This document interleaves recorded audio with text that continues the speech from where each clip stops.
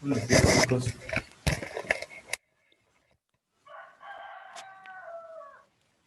¿Cómo están el día de hoy? Buenos días, profesor. Buenos días, profesor.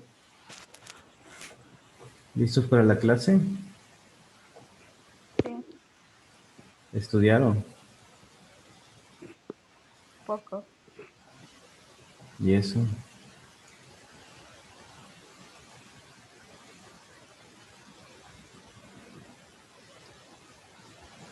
Bueno, ¿me dicen sus nombres, chicos? Diego 3, Ok, Diego Antonio Ramírez Sandoval. ok. ¿Y quién más? Elena González Guerra.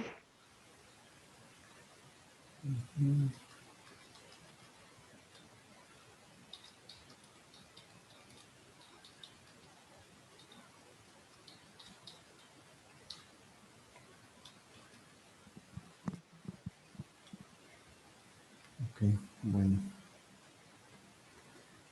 En la clase pasada, si lo recuerdan, vimos lo que era la transmisión sináptica de manera de manera eléctrica. Hoy vamos a ver lo que viene siendo la transmisión sináptica de manera eléctrica, de manera química, perdón. Entonces, ¿tienen dudas de lo que vimos en la clase pasada?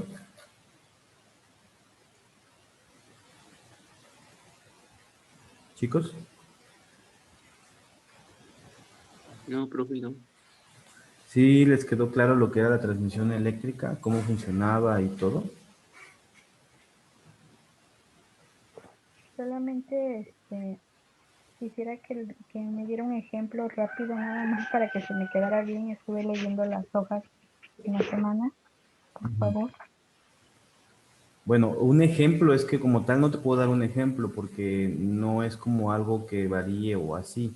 Es un solo proceso que te debes de aprender y siempre es igual.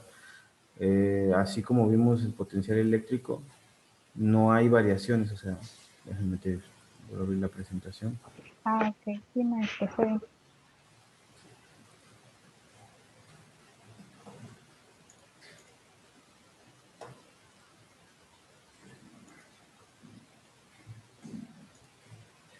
Colocado.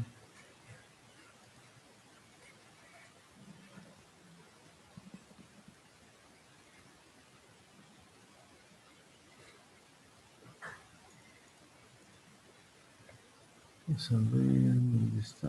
Acá.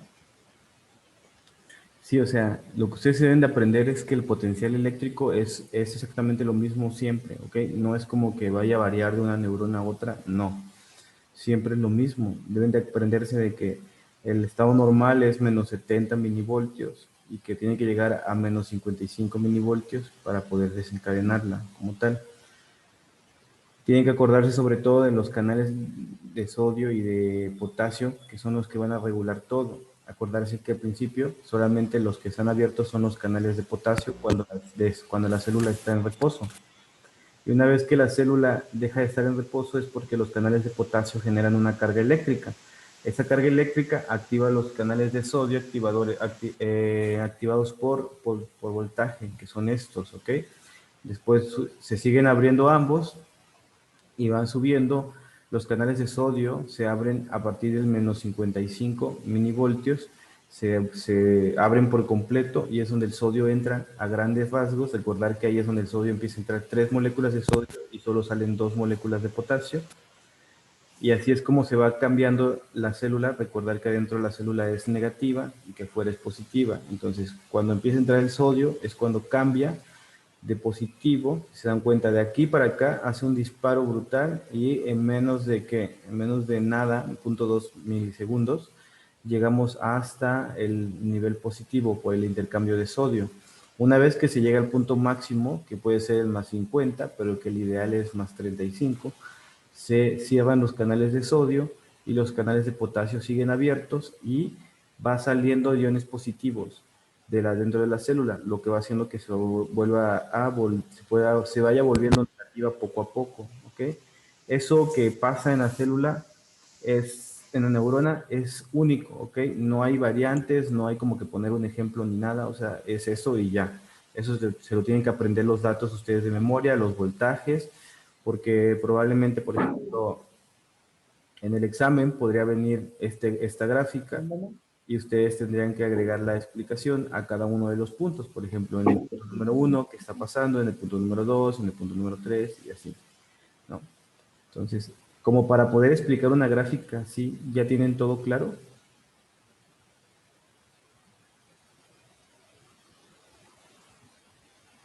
Chicos, Sí, profe. bueno, esperemos que sí. Pensemos positivo. Sí, profesor. De todas formas, cualquier duda, o sea, pueden preguntarme cuando estén leyendo o repasando los temas, me pueden preguntar ya sea en privado o como gusten. Y podemos agendar alguna sesión entre semana, en la tarde, en la noche, a la hora que me digan, coordinamos y les aclaro cualquier duda. El día de hoy vamos a continuar con el tema de la transmisión sináptica. Específicamente vamos a hablar ahora de lo que viene siendo la transmisión sináptica, pero química. Ya vimos la eléctrica, ahora vamos a ver la química. La mayoría de los seres vivos vertebrados, como nosotros, la mayoría de las transmisiones no son eléctricas, sino son químicas. En la mayoría de los seres vivos invertebrados, como los gusanos y todas esas cuestiones, la mayoría de las transmisiones son eléctricas en vez de químicas. Como vamos a ver aquí, para que una transmisión química se desencadene, tiene que llevar un cierto impulso eléctrico. Entonces, por eso era importante conocer primero cómo funcionaba la transmisión eléctrica, para así, una vez conociendo la función de la transmisión eléctrica, ya poder conocer lo que es la transmisión química. ¿Okay? Vamos a recuerden que lo más importante de todos estos temas es aprenderse de memoria lo que es la membrana de la neurona, que ya a estas alturas, de tanto que se los he recordado, ya se deben de acordar que tiene una capa doble lipídica, es hidrófoba, es decir, a todos los iones que son procedentes de agua o que tienen que ver con el agua, los va a estar repeliendo, ¿ok? Entonces, por eso es una de las cosas importantes en las que radica la anatomía de la neurona, que fue de los primeros temas que estuvimos viendo, la anatomía. Ahora estamos viendo ya lo que son los potenciales. Recordar que estos son los canales, esta es la proteína de canal. En este caso hay unas membranas neuronales que son canales dependientes de voltaje, y hay otros que son dependientes de neurotransmisores. Los que se encuentran en la capa superficial de la neurona son dependientes de voltaje, sobre todo los que se encuentran en el axón. Y los que se encuentran Ahora no se escucha, en la terminal sináptica son... pero si sí funciona. Yo chequé.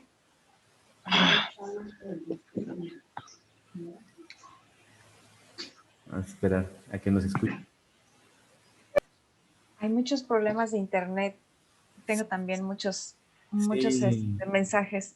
De hecho, sobre ese punto, no sé si les interesaría que, bueno, todos ustedes tienen en algún momento del día un rato libre, ¿no? Me imagino en la noche o en la mañanita. ¿Qué les parecería si en lugar de dar la clase, o sea, todos los temas en un solo día, les voy subiendo pedacitos de clase en YouTube todos los días? Entonces, no sé, supongamos que hoy lunes les subo lo que es la introducción del tema y me hacen todas sus preguntas que tengan sobre ese punto, y ya al otro día les subo la siguiente parte y les respondo todas las dudas que me hayan preguntado, ya sea por WhatsApp, por Classroom, y así tendríamos todos los días, aunque sea media sesión. ¿En qué momento? En el momento que ustedes lo pudieran ver. Y ya no estar así como que, porque a veces siento que por los problemas de internet, pues no puedo comunicarme al 100% con ustedes, o sobre todo ustedes no pueden preguntarme sus dudas que tengan. Entonces no sé si les parecería mejor esa idea, o seguimos con las clases así los sábados, todos los temas. Estoy de acuerdo, profe, de que comience a por partes subir de vídeos en YouTube, porque como a veces se nos complica, a veces de leer todos los temas, pues por ver videos, pues estaría bien. Ok. Sí, Obviamente, sí, continúa. a mí constantemente me aparece pobre señal de internet y a veces no lo escucho. Aunque lo estoy viendo, no lo escucho. La clase pasada tuve que apagar micrófono y cámara para poder escucharlo, no lo veía tampoco. Ok, aquí entiendo. Bueno, entonces si seguimos con los problemas así, lo que podríamos hacer es empezar a subir las clases por fragmentos en YouTube y ustedes, pero eso sí requeriría como que ese compromiso de su parte de ver el video, de estudiar, quizás son 2 o 3 hojas que corresponderían al tema, estudiar esas 2 o 3 hojas y ustedes decirme, ¿sabe qué, profesor? No entendí esto, ni esto, ni esto. Y al otro día hacer toda la retroalimentación. Decir, bueno, tu pregunta sobre esto, la respuesta es esto. Tu pregunta sobre esto, la respuesta es esto. Y dar otra vez otro pedacito de la clase. Por mí, sin problema, podría subirles un pedacito todos los días. La verdad que tendríamos oportunidad de analizar los temas más a fondo y poder responder cualquier duda. Entonces, por el día de hoy vamos a continuar con la clase así. Si alguno de ustedes sigue teniendo muchos problemas de conexión, no hay ningún problema, se puede retirar y puede tomar la clase después en YouTube. Por favor, en YouTube siempre cométenme sus dudas o por privado cométenme sus dudas, porque yo sé que son temas que son muy difíciles, hasta para mí, que ya soy médico, volverlos a repasar. Hay cosas que me cuesta volver a comprender o me cuesta volver a entender. Entonces, si para mí es difícil, para ustedes va a ser el doble o el triple de difícil. Es por eso que es importante la interacción entre el docente y el alumno, porque si ustedes no me obligan a mí a explicarles algo más allá de fondo, yo lo explico como yo creo que ustedes ya lo debieron haber entendido, pero quizás como no manejan el mismo lenguaje de comunicación que yo, lo mismo de la diferencia de la profesión, pues se me van a confundir. Entonces, por eso es que ustedes siempre, así sea la duda más absurda que tengan, así como que digan, es que me van a ver como que soy un menso, ustedes pregunten. Para eso estamos en las clases, para preguntar, y para eso estamos los docentes, para aclarar todas sus dudas. Si no es en la clase, ¿cuándo? Entonces, siempre, aunque lo vean después en YouTube, donde lo vean, lo vieron 3 días después, lo vieron una semana después, ustedes pregunten siempre, ¿ok? Sí, yo tengo una duda. Ujú. En la clase pasada, la interacción de los químicos en función de los impulsos eléctricos, estas ondas que nos describía de la entrada y la salida de los químicos en las células, ¿esto es lo que se plasma en el electroencefalograma? ¿Eso es lo que Eh, vemos en el electroencefalograma? Sí, sí y no. O sea, sí es eso, pero no es propiamente eso. ¿Ok? En el electroencefalograma ves el impulso eléctrico, pero lo ves por regiones celulares, por regiones neuronales. Es decir, por ejemplo, lo que yo les explicaba el día de ayer, ¿dónde están mis pulmoncitos? Lo que yo les el día de ayer, la clase pasada, lo que yo les explicaba es propiamente lo que pasaba, por decirlo así, está acá, está la neurona, de ahí viene el axón, y aquí está la terminal, y aquí está la terminal del axón, ¿no? Yo les explicaba lo que pasaba en un nódulo de Reinberg, ¿ok? Lo que pasaba aquí, que era que iba así, así, así, subía y bajaba, ¿no? Y de ahí regresaba a lo normal. Ese es el impulso eléctrico que ocurre aquí. En un electroencefalograma, si ustedes ven un electroencefalograma es lo mismo, se ven piquitos que suben, que bajan, que suben, que bajan. Pero, o sea, sí es esto, pero no es de una sola neurona. A diferencia de lo que viene siendo el estudio del impulso eléctrico, que es una sola neurona, el electroencefalograma, digamos que está el cerebro así, y te va a analizar, no sé, la región frontal, la región prefrontal, toda esta región. Si se despolariza de manera adecuada, o a lo mejor tiene una despolarización, de ahí baja, se queda hiperpolarizada y de ahí no. O digamos que si estás durmiendo, debe de estar activa la zona occipital, y en lugar de estar activa la zona occipital, se ven los impulsos eléctricos en la zona frontal, que indica que estás despierto. Entonces, la diferencia entre un encefalograma, electroencefalograma, y lo que vimos en la clase pasada es que lo que vimos en la clase pasada es de una sola neurona, y el electroencefalograma lo ve por regiones neuronales, no por una Pero, sola neurona. pero sí el reporte del encefalograma es Es el impulso la eléctrico. actividad de Ujú. esos impulsos eléctricos en Así específico. es, así es. Porque ese impulso eléctrico es lo que va a darle la habilidad a la neurona de transmitir o crear cualquier información. Entonces, así es como lo vemos en el electroencefalograma. Bueno, al menos ya entendimos ahora sí cómo es el electroencefalograma, me da gusto eso.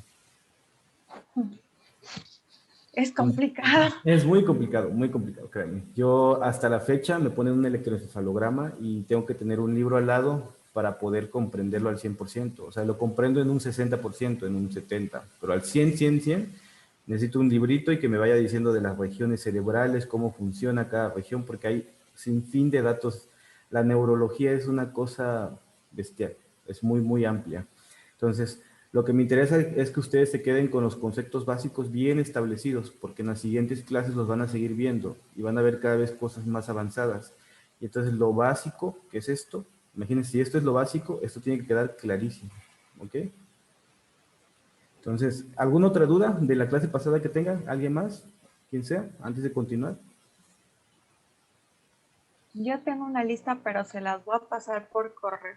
Vale, me las mandas por correo y ya hago un video aclarando las dudas. Te aclaro las dudas a ti, pues bueno, las compartimos con todos sus compañeros en YouTube para que quien tenga dudas vaya siguiendo el ejemplo y aclarando todas las dudas. Siempre que tengan dudas, escríbanlas y mándenlas, pregúntenme, porque si no me preguntan, nada más no, sí. Ok, bueno.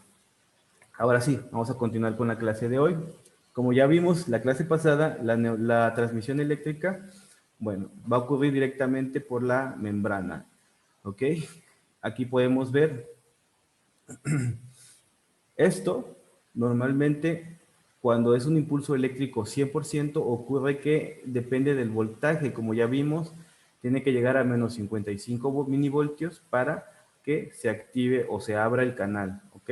Normalmente eso es lo que pasa en un impulso eléctrico. En un impulso químico, que es lo que vamos a ver ahora, hay otra cuestión. Está el canal, que es esto mismo, y este de acá abajo es esto.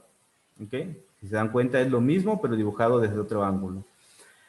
Normalmente, esto digamos que es el ion sodio. Recordad que el ion sodio es el que va a generar el impulso eléctrico como tal. Entonces, el ion sodio normalmente trata de entrar, pero ¿qué pasa? Se topa aquí y dice, no puedo entrar. Oh, rayos, no puedo entrar. ¿Qué voy a hacer? Bueno, entonces llega aquí, algunos canales de sodio tienen un fragmento o les falta un fragmentito, que sería un receptor. El neurotransmisor, por decirlo así, es como la llavecita que encaja en este pedacito, tiene que ser exactamente igual para que encaje, y una vez que encaja se completa y se abre, como pueden ver aquí, ya encajó y ya se abrió y permite el paso, por ejemplo, de sodio, ¿no? Generando el impulso eléctrico. Entonces, estos se convierten en canales dependientes de neurotransmisores o dependientes de estimulantes, ¿ok? Ya no de electricidad. Aquí ya no importa si llegó a menos 55 o no llegó a menos 55.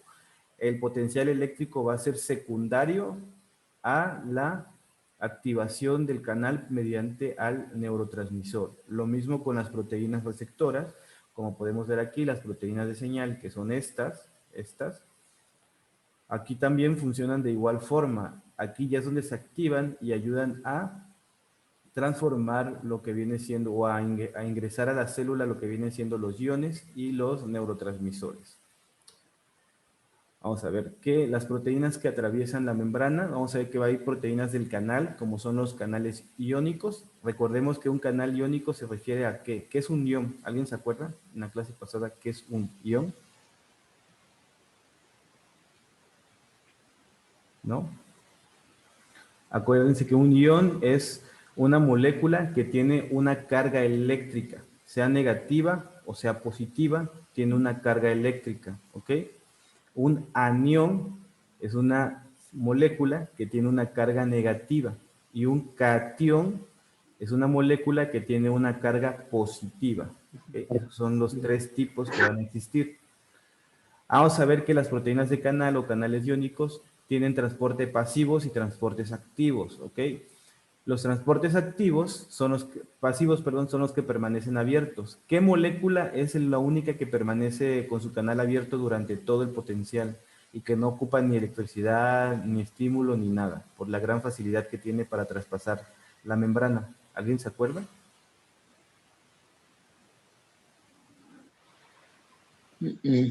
Es el potasio. El potasio es la única molécula que se encuentra dentro de lo que viene siendo la célula, que va a entrar y salir sin ningún problema. No va a necesitar ni voltaje, no va a necesitar ni neurotransmisor, ni nada. Es tan permeable, o sea, tan fácil de que pase la membrana celular, que esta entra y sale sin necesidad de ninguna intervención. Obviamente, si el voltaje incrementa, incrementa su transmisión, pero si no, o sea, pero si no hay voltaje, el potasio aún así va a estar entrando y saliendo, a diferencia del calcio, a diferencia del cloro y a diferencia del sodio, que esos elementos requieren a fuerza un estímulo para poder entrar a la célula o para poder salir de la célula. Las proteínas de señal, que son las proteínas que están igual en la membrana, que son estas, la unión con un neurotransmisor desencadena una reacción química en el interior de la neurona, ¿ok? Entonces, estas son importantes, pero más importantes para la transmisión química que para la transmisión eléctrica. Vamos a ver la interacción del neurotransmisor con el receptor. Aquí podemos ver que el canal del receptor de este es ACH, es acetilcolina. Como vamos a ver más adelante, la acetilcolina es uno de los múltiples neurotransmisores que tenemos. Está cerrado en condiciones normales, ¿ok? Aquí podemos ver el sodio, cómo están las moléculas de sodio. Está cerrado totalmente el canal, ¿ok?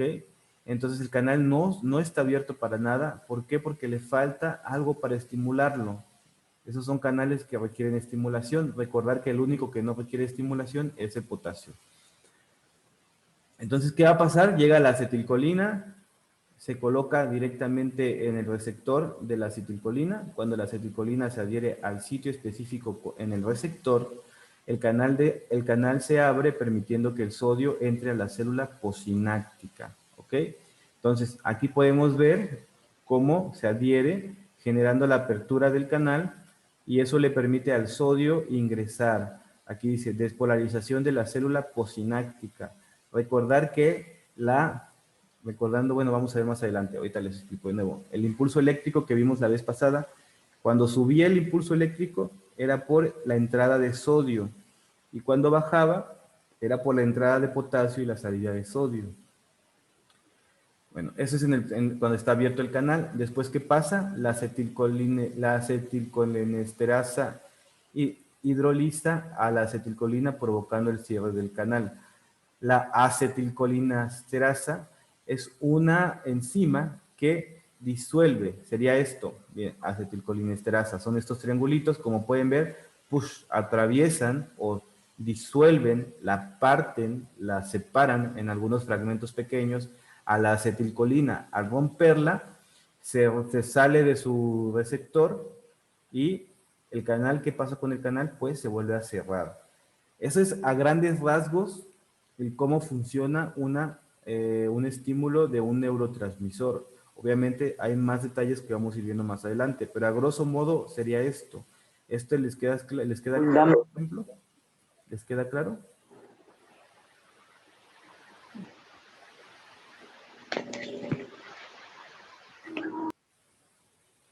¿Sí les queda claro o no les queda claro el ejemplo? ¿Sí? Bueno. Espero que sí. Esto que ven ustedes aquí, todas estas bolitas son cápsulas de neurotransmisores, pero estas son vistas desde un corte histológico. Este es un corte real, por decirlo así, de una neurona. Todas estas bolitas contienen neurotransmisores. Como vamos a ver más adelante, están encapsulados en unas bolitas que los evitan que la neurona se los coma. Si están libres, normalmente todo lo que queda libre la neurona lo absorbe. ¿Por qué? Porque la neurona, al ser una célula que requiere gran actividad metabólica, tiene que estar comiendo y absorbiendo todo. Vamos a recordar un poco de lo que viene siendo la sinapsis. Vamos a ver que la sinapsis es un mecanismo de comunicación entre las neuronas, la microestructura especializada para la transmisión de la información, y hay dos tipos, la sinapsis eléctrica, que ya la vimos, y la sinapsis química. La sinapsis química se establece entre células que están separadas entre sí por un espacio de unos 20 a 30 nanómetros, la llamada hendidura sináptica. ¿Ok? Se produce por liberación de los neurotransmisores en la hendidura sináptica, y la sinapsis química es unidireccional, es decir, solo lleva un sentido. No puede ir y venir, no puede subir y bajar, solamente va hacia un solo sentido, en un solo camino y una sola dirección. Son los impulsos transmitidos de una célula nerviosa a otra. Entre una neurona y otra se pueden tocar, por lo que se hace un vacío llamado hendidura sináptica. No se pueden tocar, perdón.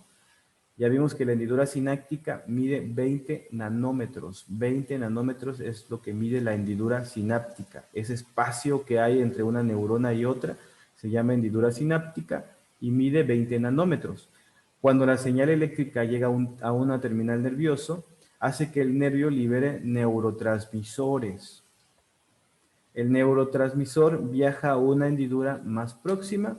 Las neuronas que liberan estos neurotransmisores son presinápticas y los receptores son postsinápticas, es decir, los que envían el neurotransmisor son las presinápticas y los que reciben o tienen los receptores son las postsinápticas.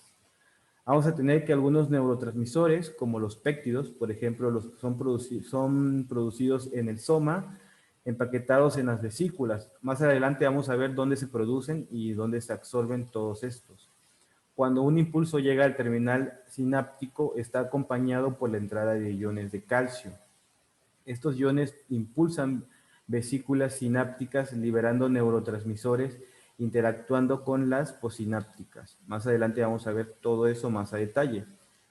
Aquí está lo que habíamos visto todas las partes. La entrada de los que vienen siendo los potenciales locales es exactamente del terminal sináptico a lo que viene siendo las dendritas. ¿Ok? Aquí es donde ocurre como tal lo que viene siendo la sinapsis. La integración suma espacial y temporal de proteínas locales va a ocurrir directamente en el cono del axón. La conducción, como ya lo vimos, quien se va a encargar de la conducción del impulso eléctrico va a ser el axón. Ya vimos que lo va a hacer mediante aquí sale el impulso, aquí están los canales de sodio y de potasio, se genera el impulso, vuelve a bajar, se genera el impulso, vuelve a bajar, se genera el impulso, vuelve a bajar. Recordar que es algo saltatorio. Como pueden ver, lo que vimos en la clase pasada se completa con lo que vimos actualmente. Este impulso eléctrico no llega directamente hasta acá y se pasa para acá. No, el impulso eléctrico se genera aquí, se va transportando, llega acá y al llegar acá estimula los neurotransmisores que son los que salen y van a actuar o a estimular la siguiente neurona. No es como tal que sea la electricidad. Sí hay unos que transmiten mediante electricidad, pero son muy, muy pocos en el ser humano. Recordar que en los animales donde va a ocurrir principalmente esto son los animales invertebrados. Vamos a recordar lo que viene siendo la sinapsis eléctrica, que son los canales intercelulares comunicantes, las hemicanales iónicos, comunicación bidireccional e inmediata. Como pueden ver, aquí recordemos, a ver dónde está la imagen, no, creo que es más adelante. Bueno, yo les decía, acá por ejemplo, que están separados. Esto sería la hendidura sináptica porque está separada la terminal del axón de lo que viene siendo la dendrita. Si es una sinapsis eléctrica, es decir, que la electricidad se pasa de una neurona a otra, como pueden ver aquí, está la membrana presináptica, que es esto de arriba, y aquí está la membrana postsináptica, que es la de abajo. Están casi unidas, bueno, se podría decir que están unidas, porque la separación es tan pequeña que permite que la electricidad que viene de esta, supongamos que el axón está acá arriba, viene hacia acá abajo, y acá abajo está la dendrita, permite que pase directamente el impulso eléctrico sin necesidad de mediadores, sin necesidad de neurotransmisores, y por eso se va a caracterizar la sinapsis eléctrica. Una de las principales diferencias que va a haber entre una sinapsis eléctrica y una sinapsis química es la dirección que tiene el impulso. Normalmente en la química llega aquí y se va hacia abajo, por decirlo así. Tiene un solo sentido y una sola dirección. En este caso no. Tanto la neurona puede enviar estímulos como puede recibirlos. Tiene direcciones, es bidireccional. Entonces, la sinapsis eléctrica tiene un impulso bidireccional, puede ir o puede venir. Y la sinapsis química tiene un sentido solamente, unidireccional, es decir, solo puede ir hacia un lugar. Vamos a ver, aquí vamos a agregar la animación porque si no, no se va a ver. Vamos a ver lo que son según su morfología, se van a clasificar las sinapsis en axodendríticas, es decir, a medida que el axón se acerca puede tener una expansión terminal o botón terminal o puede presentar una serie de expansiones, botones de pasaje, cada uno de los cuales hace contacto sináptico, axodendrítica. Esas son las normales, las comunes, las que van de un axón a una dendrita. Están las axosomáticas. Recordad que el soma es el cuerpo celular. Entonces, el axón de una neurona va a estar conectado directamente con el soma o cuerpo de otra neurona. Tenemos la axoaxónica, es decir, de un axón de una neurona a otro axón de otra neurona. ¿Ok? Tenemos la dendrodendrítica. ¿Eso qué se refiere? Bueno, básicamente a que se comunican entre dos dendritas. Y tenemos la dendrosomática, es decir, una dendrita que se va a conectar con un cuerpo neuronal. Las principales van a ser las axodendríticas, es como el 90% realmente. Están las somatosomal, es decir, de cuerpo a cuerpo. Si una neurona está muy cerca de otra, se puede llegar a generar eso. Estas tres últimas son exclusivas del sistema nervioso central, la dendrodendrítica, la dendrosomática y la somatosomal. ¿Por qué son únicas del sistema nervioso central? Porque solamente lo van a poder hacer en el cerebro donde hay gran cantidad de neuronas. Hay tantas neuronas que es como si nosotros, no sé, en una plataforma de 1000 metros nos piden que la abarquemos 10 personas, pues lo que vamos a tratar de hacer es estirarnos lo más que podemos y nos colocamos solamente agarrados de la mano. Eso pasa, por ejemplo, en las demás partes del cuerpo, donde van conectados del axón y la dendrita, están conectados de las partes más distales y tratan de abarcar el mayor espacio posible. Pero, por ejemplo, en el sistema nervioso central, hablando propiamente del cerebro, hay tantas neuronas que, digamos que en una habitación estamos 100 personas, obviamente nos vamos a tocar por más de un lado, pero es por la misma cantidad de neuronas, y así es como también se van a ir comunicando. Aquí podemos ver algunos ejemplos, por ejemplo, esa es una neurona, está la axosomal, lo que viene siendo la axodendrítica, aquí está la de axón y axón, la de dendrita y dendrita, y también dendritas y axones, pero que tienen más de uno, ¿ok? Entonces, dependiendo de dónde se ocurra la sinapsis, se puede clasificar en lo que le mencioné anteriormente, axodendrítica, axosomática, axoxónica, dendrodendrítica y dendrosomática y somatosomal. La sinapsis química, vamos a empezar a hablar un poquito más a fondo de la sinapsis química en cuanto a su estructura.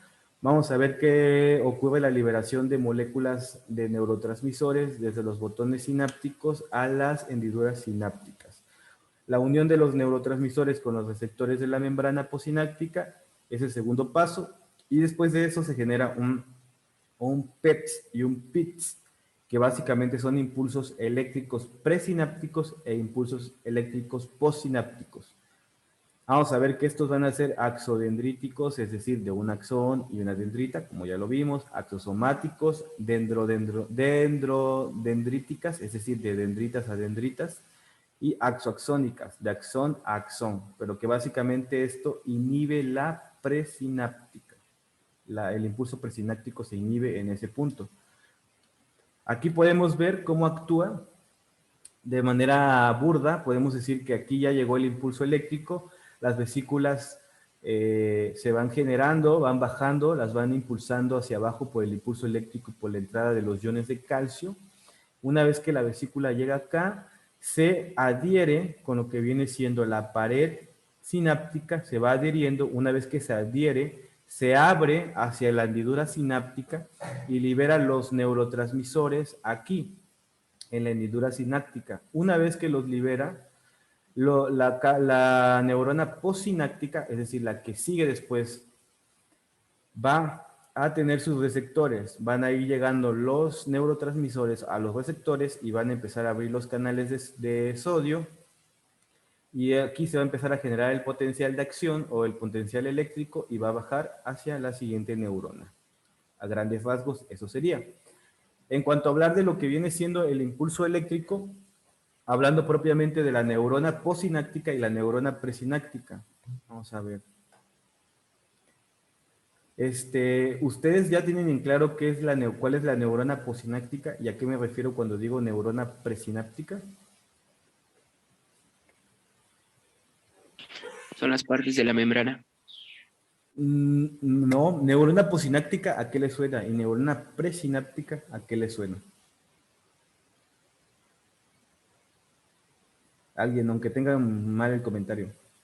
Yo creo que, bueno, yo tengo entendido que es la postsináptica, es la que viene después de la hipnosis y la presináptica es la que viene antes. Así es, como menciona su compañero Christopher, aquí está. Esta es la hendidura sináptica, es el espacio que hay entre una neurona y otra. Presináptica se refiere a la que está antes de la hendidura y postsináptica se refiere a la que está después de la hendidura. Entonces, la presináptica, que es esta, es donde se genera todo lo que viene siendo los neurotransmisores, donde se va a adherir a su pared y va a ser expulsado hacia el espacio sináptico. Y la neurona postsináptica es la que va a tener los receptores. ¿Por qué? Porque va a estar después de que ocurre esa sinapsis, después del espacio sináptico. ¿Ok? Entonces podría decir que si tomamos en consideración que solamente o el 80 o 90% son de axón y dendrita, sería esto la terminal del axón y esto sería la dendrita de la siguiente neurona, para que lo vayan entendiendo más. Vamos a ver que existe una gran diferenciación en el potencial eléctrico. Por ejemplo, en una sinapsis eléctrica, que la tenemos de este lado, lo que viene siendo el impulso eléctrico, lo que viene siendo en la neurona presináptica, se genera y disminuye. Y en la neurona postsináptica ocurre casi exactamente lo mismo. Al mismo tiempo que llega a despolarizarse la neurona presináptica, lo hace la neurona postsináptica. ¿Ok? O sea que están tan conectadas, como pueden ver aquí, que el gradiente es inmediato, el cambio eléctrico es inmediato, pero recordar que tanto pueden recibir como pueden enviar impulsos eléctricos y por eso es más fácil generar cortocircuitos en estas neuronas. A diferencia de lo que viene siendo la neurona o la sinapsis química, tenemos aquí la neurona presináptica, la cual va a alcanzar su punto máximo y una vez que alcanza su punto máximo eléctrico, estimula la liberación de los neurotransmisores. Y una vez que estimula los neurotransmisores, va a empezar a bajar su corriente eléctrica mientras los neurotransmisores se adhieren y se liberan al espacio sináptico para ser recibidos por la célula postsináptica. Una vez que la célula postsináptica los recibe, es porque ya se terminaron de vaciar todos. Una vez que se vacían todos, la carga eléctrica de la neurona presináptica vuelve a ser negativa, de menos 55, menos 70, perdón. Una vez que se llega a ese menos 70 es porque ya la siguiente neurona ya alcanzó su punto máximo. ¿Por qué? Porque aquí ya se liberaron todos los neurotransmisores y ya hicieron su efecto y ya abrieron los canales para que se genere el nuevo impulso eléctrico. Entonces, la diferencia que va a haber entre una transmisión eléctrica y una transmisión química es esto. La transmisión eléctrica ocurren los impulsos eléctricos en el mismo tiempo y en la transmisión sináptica química ocurren en diferentes tiempos, ¿ok? Se ve un pequeño atraso para que se empiece a despolarizar o para que se llegue al punto máximo en la siguiente neurona, la previa ya debió haber acabado todo su ciclo. Si está todavía con carga eléctrica, va a seguir liberando neurotransmisores y esta curva va a seguir subiendo, subiendo, subiendo, subiendo. Entonces, para que ya empiece a bajar, tiene que detenerse por completo el impulso eléctrico previo. ¿Les queda claro este punto?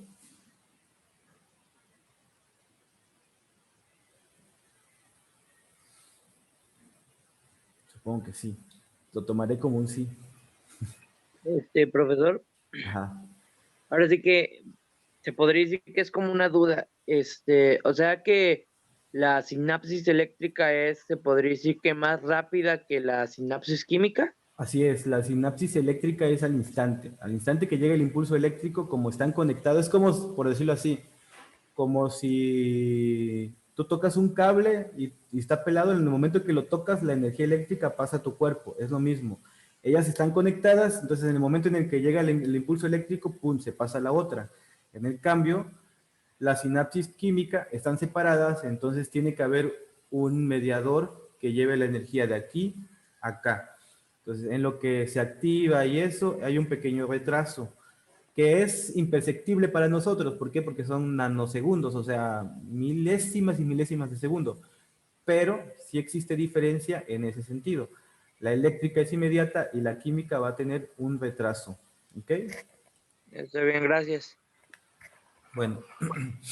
Profesor, y en sí, ¿cuál es la más importante? En el sistema nervioso humano es la química. El 90% de las sinapsis son químicas, mediadas por neurotransmisores.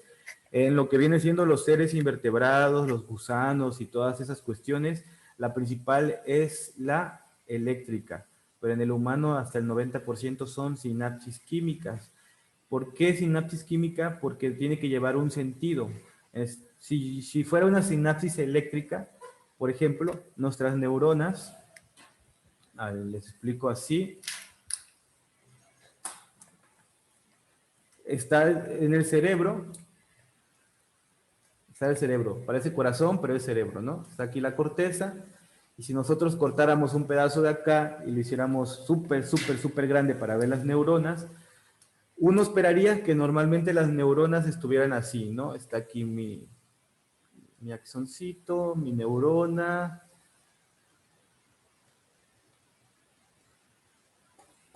Y aquí estaría mi otra neurona con su otro axoncito. Uno esperaría que fuera una cadena, como un cable, pero no. Aquí en el cerebro, las neuronas, por ejemplo, acá puede estar otra.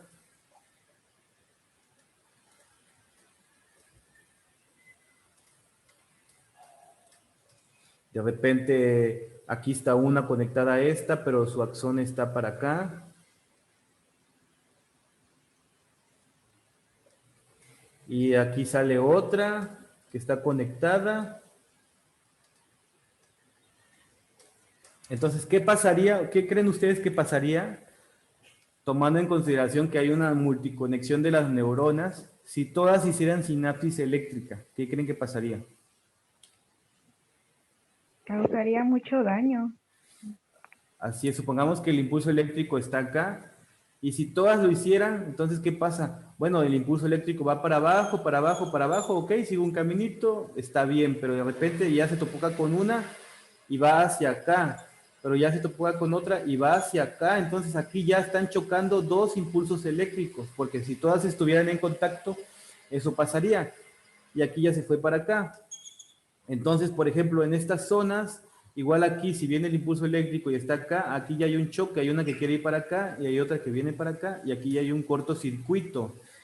Entonces, si tuviéramos puras sinapsis eléctricas, nuestro cerebro no funcionaría de manera normal, tendríamos colapsos, convulsiones, cortocircuitos, de que se nos olvidarían las cosas, perderíamos la memoria. ¿Por qué? Porque no llevarían un sentido. Es por eso que es mayormente con sinapsis química, para que esto lleve un sentido, para que eso lleve un orden. Empieza acá, de ahí se va hacia acá, de ahí se va hacia acá, y ponle que de aquí, bueno, sí se va para acá, pero una vez que se va para acá y se activa aquí, ok, entonces ese se interrumpe porque llegó hasta aquí nada más, y ya bajó para acá, y aquí así, y ahí tiene un solo sentido. Entonces, aunque recorrió más, no hace cortocircuito, como lo haría una sinapsis eléctrica que se transmite para todos lados. ¿Ok? ¿Me entendieron ahora sí? Ok, profesor. Entonces los que sufren epilepsia, eso es lo que... Es complejo porque el problema de la epilepsia tiene que ver con los neurotransmisores. Ocurre una sobreestimulación de los neurotransmisores y van a estar siempre estimulando la neurona. Entonces, se estimulan grandes regiones de neuronas y el cerebro los marca como cortocircuitos, pero no es propiamente por la electricidad o porque tengan ese tipo de conexiones, sino porque los neurotransmisores sobrecargan o pierden como que esa característica de que solamente un sentido, y lo hacen en múltiples sentidos, se comportan como si fueran eléctricos, pero no tienen conexiones eléctricas. ¿Y los de esquizofrenia, profe? ¿Mande? ¿Y los de esquizofrenia? Bueno, los de esquizofrenia es una onda totalmente diferente, porque la esquizofrenia tiene que ver como el cómo interpretas la percepción. Hay una disociación entre lo que viene siendo la realidad de la persona y lo que él percibe de la realidad. Entonces, ahí ya es una cuestión más cognitiva, más que propiamente de la transmisión. Tiene que ver también con los neurotransmisores, con la química del cerebro, qué hormonas produzca el cerebro. Es una enfermedad muy, muy compleja. Si algún día quieren que les hable de alguna enfermedad, igual me dicen y les hablo de alguna enfermedad, les explico cómo es que desde el cerebro se puede explicar todo, pero principalmente va a estar dado por las alteraciones de los neurotransmisores, la mayoría de las enfermedades psiquiátricas. Y ahorita vamos a ver todos los neurotransmisores que existen. ¿Alguna otra duda?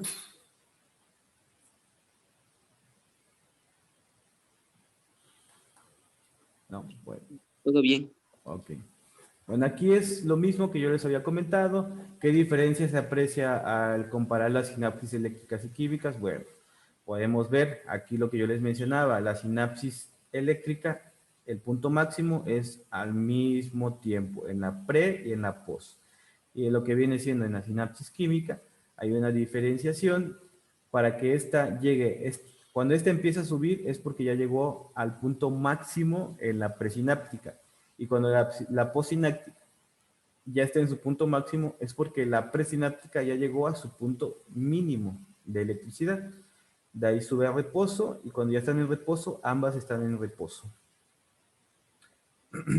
¿Qué diferencias se aprecian? Bueno, ya les había mencionado, en la sinapsis química existe un desfase de los gráficos entre la neurona pre y postsináptica. Desfase es eso, la diferencia entre que uno hace uno y la otra está en otro punto, que se debe a que el espacio que deben salvar las neurotransmisores para regenerar el potencial de acción en la neurona postsináptica. En la sinapsis eléctrica, ambos fenómenos ocurren prácticamente al mismo tiempo, de tal forma que no se observa un desfase. Esta situación se debe a las comunicaciones del tipo GAP que existen entre ambas neuronas. Más adelante vamos a ver todo eso del tipo GAP, gamma y alfa y todas esas cosas que están bien complejas, pero vamos a ver si las podemos entender. La sinapsis, vamos a ver lo que viene siendo que la sinapsis excitatoria ocurre que la interacción entre el neurotransmisor y el receptor provoca entrada de sodio, lo que interviene en la polaridad, produciéndose la despolarización. Se genera un potencial postsináptico excitatorio. Entonces aquí podemos ver de nuevo lo que yo les venía diciendo. El potencial de la neurona o ese impulso eléctrico va a estimular a los neurotransmisores. Una vez que los neurotransmisores llegan acá, esto que ven acá que está entrando a la célula es calcio. El calcio es fundamental para la sinapsis química. ¿Por qué? Porque al entrar el calcio a la célula, y esto es porque se abren los canales de calcio por el potencial eléctrico, recordar esa parte que estamos viendo ahí, recordar que está aquí la neurona.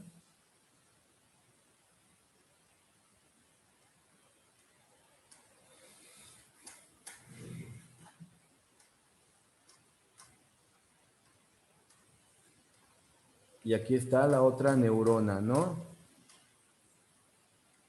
Con su cuerpo para acá. Y esta unión de aquí es lo que estamos viendo acá, ¿ok? La terminal axónica con la terminal dendrítica. Y vemos aquí que este impulso eléctrico viene desde acá, recordad que viene el impulso eléctrico hacia acá. Una vez que llega aquí,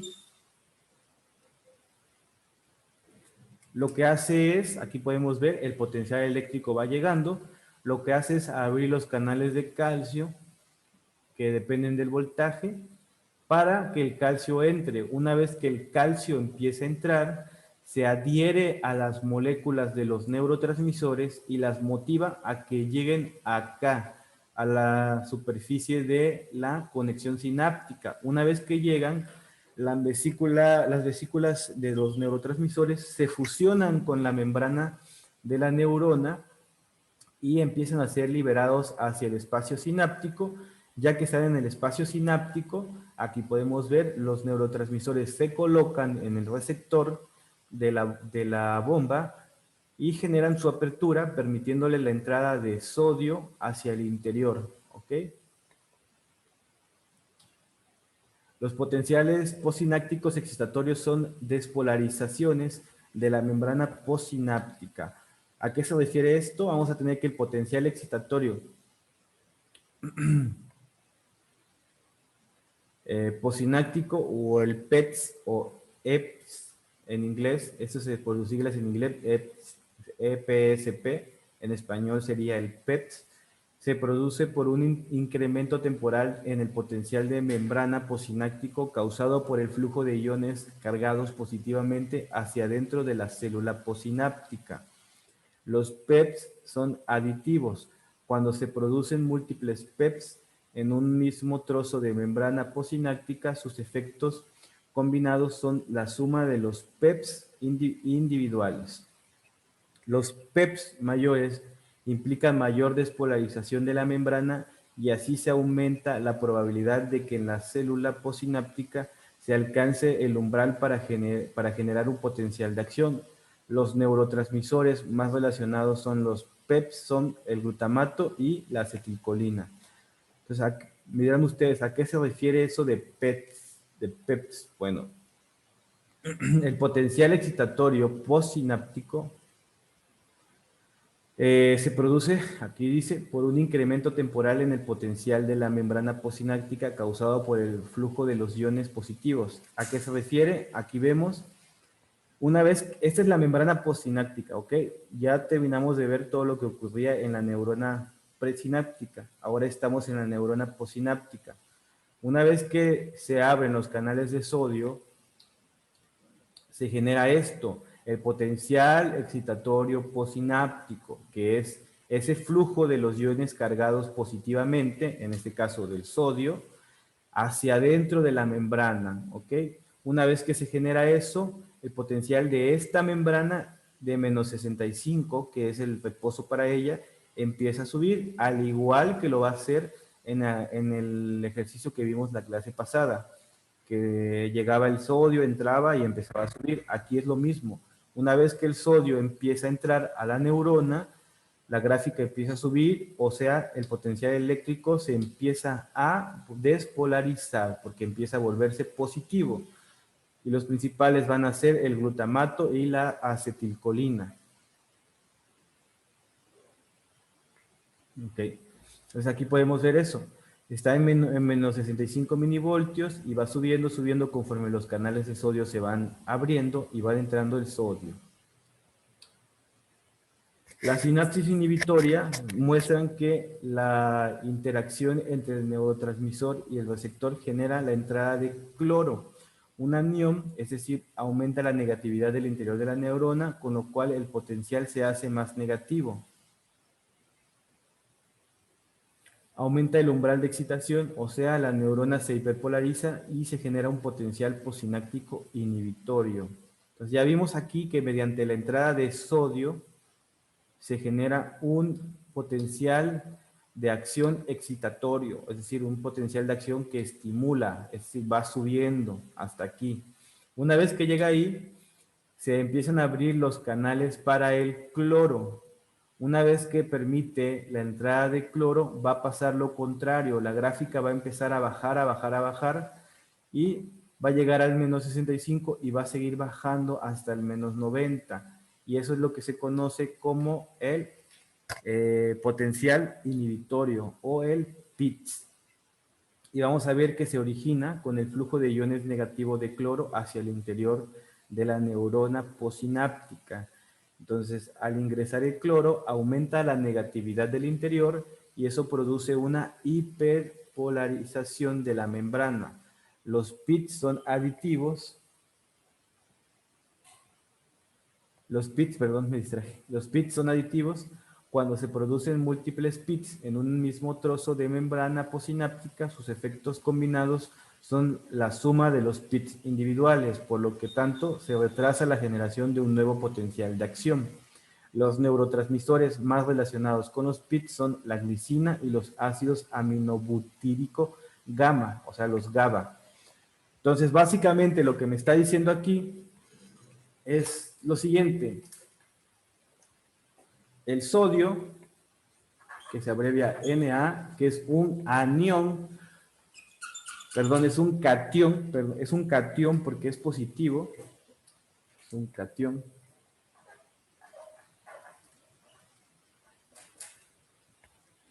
¿Qué es lo que me va a generar el sodio? Pues me va a generar el PETS, que es el potencial excitatorio.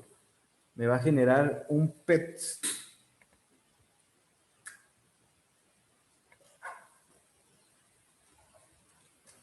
Que excita, o sea, estimula, ¿ok? Entonces, excitar, cuando nos hablamos de excitar, es estimular. Y de ahí vamos a tener el sodio, el cloro, perdón, que este va a ser un anión, porque es negativo.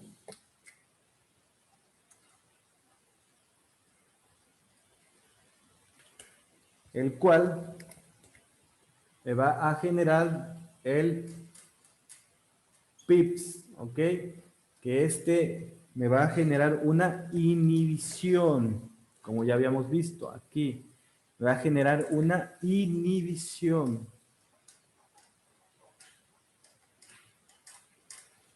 O sea, me va a desactivar.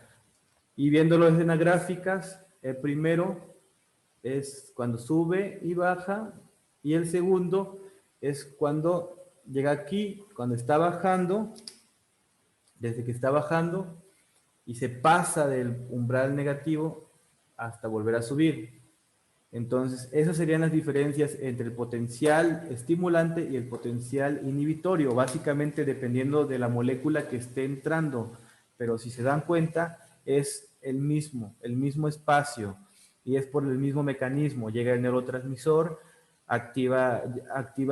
llega el impulso eléctrico, se activan los canales de calcio, entra el calcio estimula los neurotransmisores se adhieren a la membrana, salen al espacio sináptico, llegan a lo que vienen siendo los receptores. Si se activan los canales de sodio, se genera un impulso excitatorio, y si se activan los canales de cloro, se activa un impulso inhibitorio. O sea, dependiendo del ion que entre a la célula, es si se va a excitar o se va a inhibir, si va a transmitir el impulso eléctrico o hasta ahí lo va a dejar. ¿Queda claro ese punto, chicos? ¿Dudas? ¿Preguntas? ¿Les quedó claro? ¿No les quedó claro? ¿Los confundí más?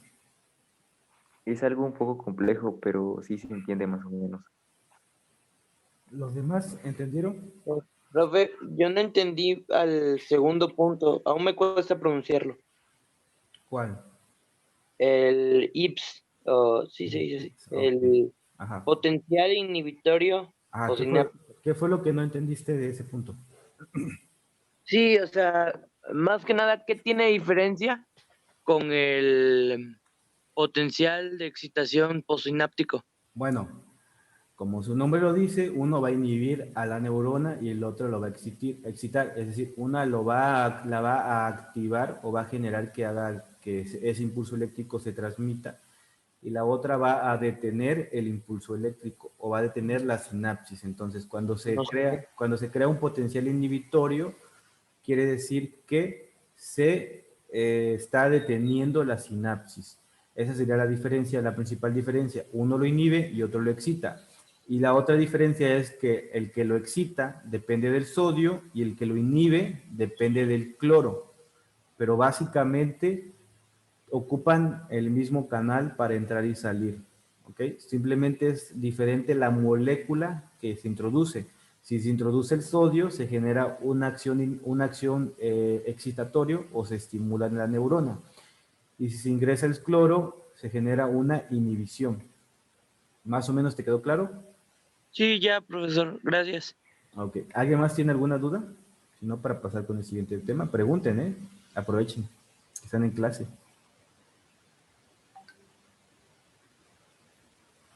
¿No? Bueno. Ahorita vemos aquí, vamos a hablar de lo que viene siendo la síntesis, de lo que viene siendo el neurotransmisor. Todos estos son los pasos que se llevan a cabo para que ocurra la sinapsis como tal química. Vemos que se tiene que sintetizar el neurotransmisor, después se tiene que empaquetar el neurotransmisor, después de que se empaquete el neurotransmisor, dice exocitosis de vesículas y liberación del neurotransmisor. ¿Qué quiere decir exocitosis? Quiere decir que se fusiona con la membrana y empieza a ser expulsado de la neurona hacia el espacio sináptico. De ahí viene la recepción del neurotransmisor, que ya le corresponde propiamente a la neurona postsináptica, y posterior a eso viene lo que son los autorreceptores, es decir, lo que viene siendo la absorción de los residuos o los neurotransmisores que quedan libres, y por último la inactivación por recaptación o por degradación. Si se desactivan todo lo que viene siendo los canales, porque los neurotransmisores se rompen. Recordar que se liberan enzimas que llegan al neurotransmisor y lo rompen para detener la apertura de los canales. Entonces vamos a hablar de poco a poco de los puntos. Vamos a ver que el proceso presináptico, o sea, lo que ocurre antes de que se llegue al espacio sináptico o antes de que ocurra la sinapsis, va a tener una señal de salida que va a ser la liberación del neurotransmisor. Esta señal de salida, ¿por qué creen que está dada? ¿Alguien tiene alguna idea de cómo se va a dar esa señal de salida? ¿No? Por el impulso eléctrico. Recordar que el impulso eléctrico viaja desde lo que viene siendo el cono del axón, todo el axón, hasta llegar a la terminal del axón. Y esto se va a producir en la terminal del axón. Entonces, una vez que llega el impulso eléctrico a la terminal del axón, se genera la liberación de los neurotransmisores o su producción. Vamos a tener que el sitio donde va a ocurrir esto va a ser la terminal sináptica. Los microtúbulos van a ser los que van a transportar los neurotransmisores de molécula grande. Y las enzimas son síntesis y degradación de los neurotransmisores de molécula pequeña. Las mitocondrias van a suministrar energía, o sea, ATP, y el aparato de Golgi se va a encargar de empaquetamiento de los neurotransmisores. Las vesículas sinápticas con neurotransmisores van a ser formadas por el aparato de Golgi. Y vamos a tener que van a tener canales de calcio. Esos canales de calcio los van a tener en esa región para estimular a las vesículas sinápticas a que se adhieran a la pared y así expulsen el neurotransmisor hacia el exterior. ¿Ok? ¿Todos se acuerdan dónde están los microtúbulos? Hasta les pregunté del examen, creo. ¿Alguien que me diga en dónde están los microtúbulos?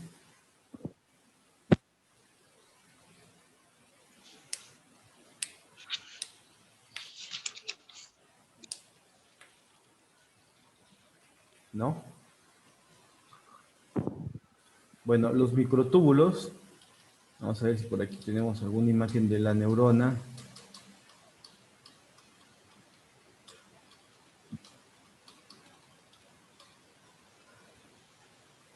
Marcamos a los microtúbulos en esta región. Obviamente no solamente están aquí, sino que básicamente son tubitos, micro se refiere a pequeños tubitos que van a formar como tal al axón, ¿ok? El axón no es un solo tubo, es un conjunto de tubitos, digámoslo así, de manera burda. El axón no es esto, no es un solo marcatexto. Ah, ya veo que ya hiciste tu anotación.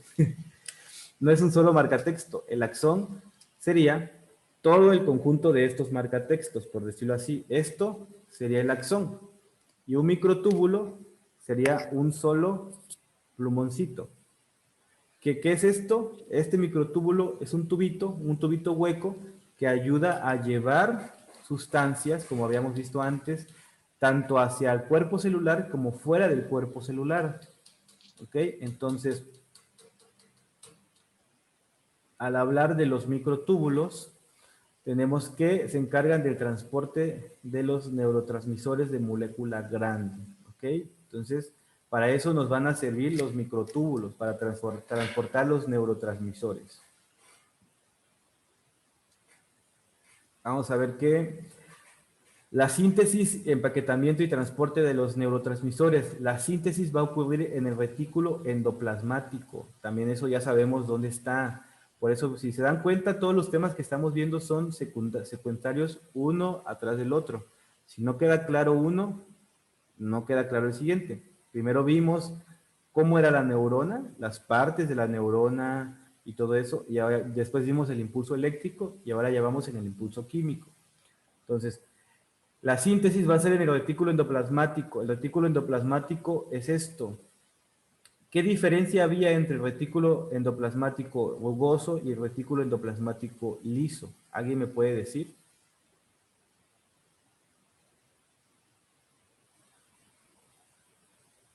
¿No? ¿No se acuerdan?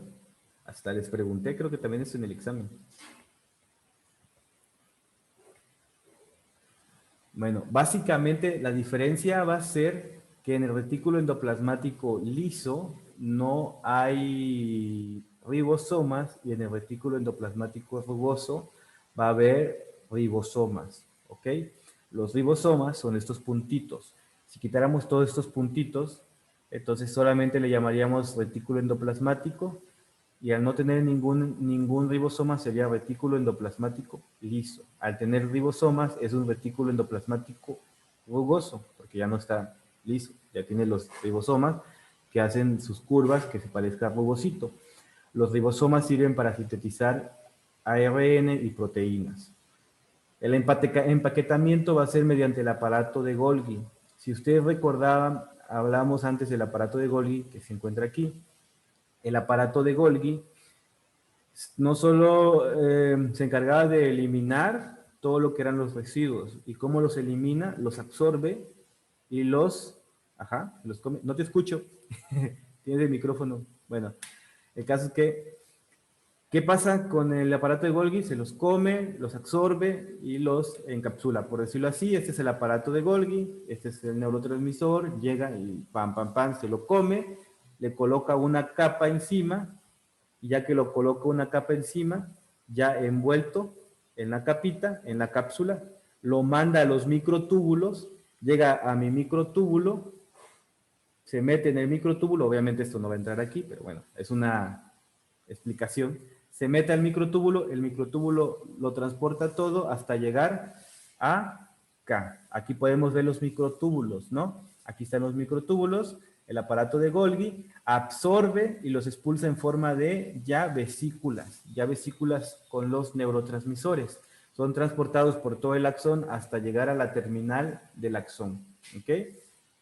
El transporte, bueno, ya lo vimos que es a través de los microtúbulos que también se sintetizan y empaquetan en el botón sináptico. ¿Por qué? Ese es el cuerpo, el soma de la neurona. Aquí es donde se van a sintetizar la mayoría, pero hay otros que se van a sintetizar acá, porque también en lo que viene siendo el terminal axónico tenemos aparato de Golgi que va a seguir absorbiendo y sintetizando, absorbiendo y empaquetando, absorbiendo y empaquetando, ¿ok? Y tenemos las mitocondrias, ¿qué es lo que nos van a dar las mitocondrias? ¿Alguien se acuerda? ¿Qué es lo que nos da la mitocondria? Nos da energía, nos da ATP, ¿ok? Entonces, la principal función de una mitocondria es dar energía, dar ATP. ¿Hasta aquí va claro cómo se empaqueta y cómo se producen los neurotransmisores? ¿O alguien tiene alguna duda?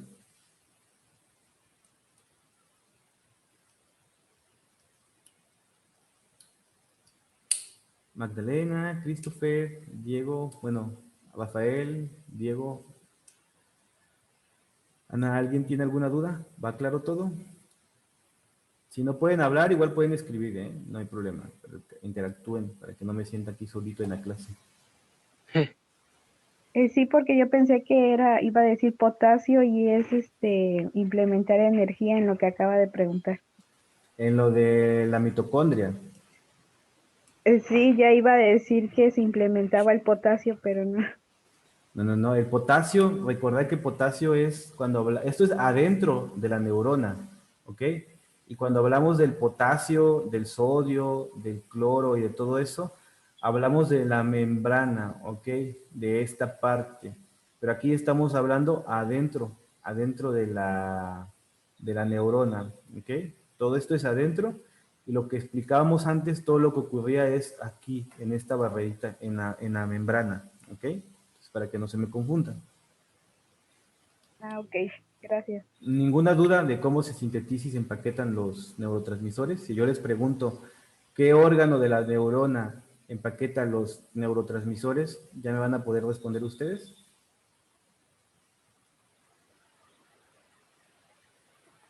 Profesor, ¿Sí? ahora sí que, pues bueno, se me ocurrió esta duda, se podría decir que A ver. ¿cómo es que el aparato de Golgi empaqueta las empaqueta los neurotransmisores? Ok, bueno, el cómo es un proceso súper complicado porque le agrega que ARN, que ADN y que todas esas cuestiones. La verdad es súper complicado. Te puedes decir más fácilmente el por qué. Si quieren que les explique el cómo, se los tendría que explicar a manera molecular porque ahí ya estamos hablando de una parte muy pequeña de la neurona. El por qué es porque les agrego una capa. Normalmente todo lo que está aquí, todo lo que es el soma, todas las sustancias que se encuentran libres, que no están dentro de ningún órgano, son absorbidos por la neurona. La neurona se los come, los absorbe, los disuelve, porque el soma los va a empezar a disolver. Entonces, si los neurotransmisores estuvieran libres, les pasaría lo mismo. Entonces, lo que hace el aparato de Golgi es envolverlos en una capa que evita que la neurona los absorba. Y así es como los envía. Ese es el porqué. El cómo, básicamente de por sí, el aparato de Golgi es el encargado de eliminar todas las sustancias, tanto buenas, malas y todo. Entonces, Sí, él lo que hace básicamente es como si fuera no sé, una gelatina que va caminando, se topa con algo, digamos que va aquí mi aparato de Golgi, está aquí mi neurotransmisor, se lo topa y lo envuelve. Al envolverlo, lo va a sacar de nuevo, pero al sacarlo, ya no lo saca puro. Ya digamos que ya una parte de él, una parte de su gelatina, por llamarlo así, se le queda adherida al neurotransmisor y ya sale así. O sea, entra así, es absorbido, están aquí, entra, y al salir, él no modifica en nada la sustancia, simplemente le agrega una capa que ya sale así, sale con la capa, y ya al salir con la capa ya se puede transportar, ¿ok? El que tiene esa capa está muy complejo, la verdad, ahorita no me sé la respuesta, pero si quieres que te la diga, te la digo la próxima clase, pero sí está bastante compleja esa parte. Pero bueno, está- más o menos espero que te haya quedado un poquito más clara la duda. Y si quieres que te lo explique, pues te mando ahí una presentación de cómo ocurre eso. Pero sí está interesante. sí, sí me serviría, pero igual ahorita me quedó claro conforme a esto. Ok, bueno. ¿Alguna Otra, otra duda? Ajá, sí. o sea que el aparato de Golgi tiene dos funciones Ujú. o Eh, tiene más. Bueno, el aparato de Golgi, sus dos principales funciones son bueno, su principal función es fagocitar. Fagocitar quiere decir absorber, comer, esa es su principal función. Una vez que fagocita eso, una vez que se lo come, lo expulsa todo envuelto en una cápsula. Y eso lo envuelve en una cápsula para eliminar o para ayudar a transportarlo. Entonces se podría decir que su principal función es fagocitar. Y si su función podría ser, dependiendo si es una sustancia tóxica o un neurotransmisor, se va a dividir en si lo va a eliminar o lo va a transportar. ¿Ok? Oh, Pero sí, gracias, su función principal es esa, fagocitar, comerse las cosas. Agosita. ¿Alguna otra duda? No, de mi parte sí está bien, profe, gracias. Ok, bueno, vamos a continuar entonces. Vamos a ver la síntesis y transportes del neurotransmisor. Vamos a ver que las moléculas pequeñas, hay varios tipos, y se sintetizan en lo que viene siendo en el citoplasma del botón. El citoplasma es todo el líquido que está como la parte de líquida, la parte gelatinosa, donde se van a encontrar todas las partes de la neurona. Entonces, el citoplasma, ahí es donde se van a sintetizar las moléculas pequeñas. Se van a empaquetar, se introducen en vesículas dentro del complejo del aparato de Golgi del botón. ¿Okay? Esto hablamos de esto, no del cuerpo de la neurona. ¿Ok? Estas moléculas pequeñas lo van a hacer aquí, en el aparato de Golgi, en el aparato de Golgi de la terminal del axón, no en la del cuerpo de la neurona. Recordar que tenemos en ambos aparatos de Golgi. Y el transporte y almacenamiento, bueno, es grupal de vesículas y al lado de la membrana presináptica. Es decir, estas, por ejemplo, que se ven aquí, si se dan cuenta, estas que vienen de acá son más grandes y estas que están aquí son más pequeñas, si lo alcanzan a ver. Y por eso se dice que las moléculas pequeñas se crean aquí, bueno, se empaquetan aquí, y las moléculas grandes se empaquetan en el cuerpo de la neurona. ¿Okay? Las moléculas grandes o los péptidos son de cadenas de aminoácidos o proteínas, se van a sintetizar en lo que viene siendo el ribosoma del citoplasma. Aquí podemos ver, el ribosoma del citoplasma es esto, básicamente el retículo endoplasmático, el retículo, dependiendo si es rugoso, va a tener los ribosomas y va a ayudar a la síntesis de lo que viene siendo las moléculas grandes. Aquí se sintetizan, pero siempre las va a empaquetar el aparato de Golgi. Se empaquetan, se introducen en vesículas dentro del complejo de Golgi, del botón también. Aquí es el botón, pero aquí en realidad son del cuerpo, ¿ok? Ahí me he de haber equivocado. El transporte es por los microtúbulos, ¿ok? Si se generara en el botón, no tendría por qué transportarse por los microtúbulos, no tendría sentido, porque entonces iría hacia el cuerpo de la neurona, cuando en realidad va hacia el axón. Porque recordar que la sinapsis química tiene un solo sentido, a diferencia de la sinapsis eléctrica. Entonces aquí me debe haber equivocado. El almacenamiento son en los botones terminales más alejados de la membrana presináptica. Entonces, hasta aquí ya iríamos al punto 4. Ya vimos la síntesis de los neurotransmisores, las cuales van a ser, dependiendo si son moléculas pequeñas, se van a sintetizar en el citoplasma del botón, o si son grandes, se van a sintetizar en los ribosomas del citoplasma. De ahí vimos el empaquetamiento, que en ambos va a ser por el aparato de Golgi. Después vimos la degradación del neurotransmisor no empaquetado. Bueno, todo lo que no se empaquete se va a disolver. La neurona lo va a absorber, lo va a ir diluyendo hasta que lo absorbe. Entonces, digamos que aquí se produjeron 5 neurotransmisores, bueno, 6, y solo se empaquetaron 5. Ese que queda libre se destruye, no se vuelve a ocupar para nada, se destruye. De ahí la exocitosis de las vesículas y la liberación del neurotransmisor. Bueno, ese es el punto 4. Yo creo que en ese punto ahorita lo vamos a estar viendo más a detalle porque ya vimos cómo lo empaquetan, las transportan y llegan hasta aquí. Antes de continuar, vamos a hablar un poquito de los neurotransmisores. Vamos a recordar lo que es un neurotransmisor. Un neurotransmisor es una sustancia química liberada selectivamente de una terminal nerviosa por la acción de potencial de acción, que el potencial de acción es el impulso eléctrico, ¿no? Entonces es liberada, recordemos que habíamos dicho que cuando llega el impulso eléctrico aquí, es cuando se crea la estimulación para producir la síntesis de los neurotransmisores. Entonces, un neurotransmisor es una sustancia química liberada selectivamente de una terminación nerviosa por la acción de un potencial de acción o un potencial eléctrico, que interacciona con un receptor específico en una estructura adyacente y que si se recibe en cantidad suficiente produce una determinada respuesta fisiológica, que es lo que hablábamos acá, ¿no? Que se va a liberar al espacio sináptico, va a tener su receptor y una vez que llega al receptor va a abrir los canales permitiendo que entre cloro o entre sodio y eso va a generar que despolarice o repolarice una neurona. Las vesículas sinápticas liberan a los neurotransmisores que contienen al arribar el potencial de acción al botón terminal. Este fenómeno que está relacionado con el ion calcio. Recordad que el ion calcio se va a tener en esta región. Aquí va a tener receptores de calcio que van a abrirse los canales y van a permitir la entrada de calcio para facilitar la transmisión así que para evitar la expulsión del neurotransmisor. Estos canales se abren y permiten que una pequeña cantidad de iones penetre en el botón axónico. Esto va a favorecer que la membrana de la vesícula se fusione con la membrana de la zona presináptica, esto permitiendo que los neurotransmisores se descarguen en la hendidura.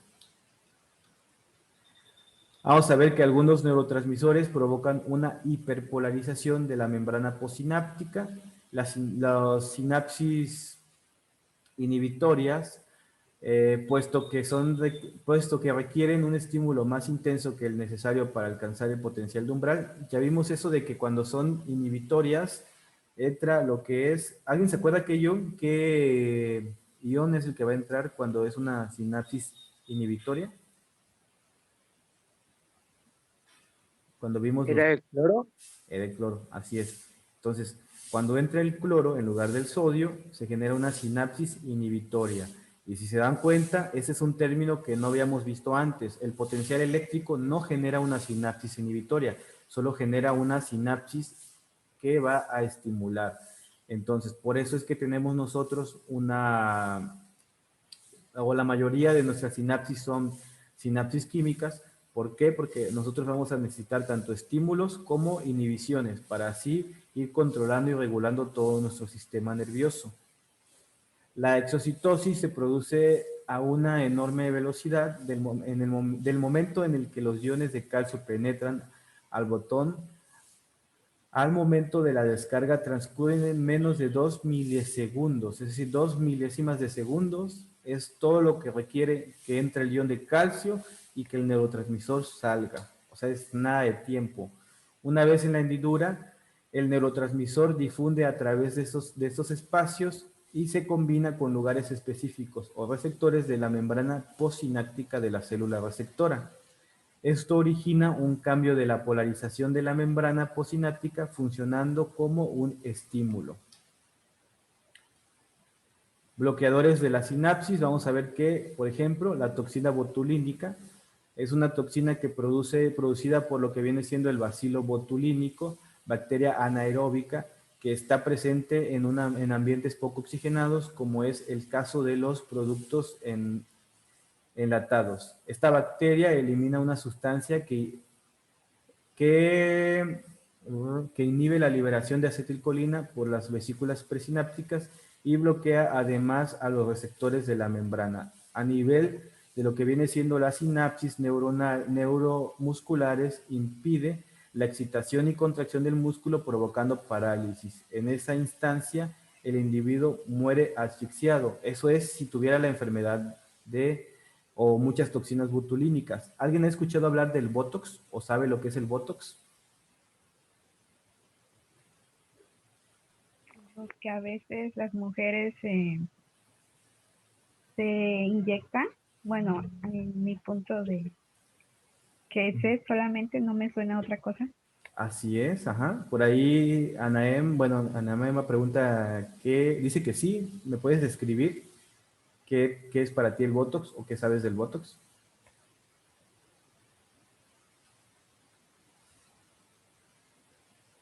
Espera que su compañera no responda. Para paralizar, ujú. Así es, funciona para paralizar.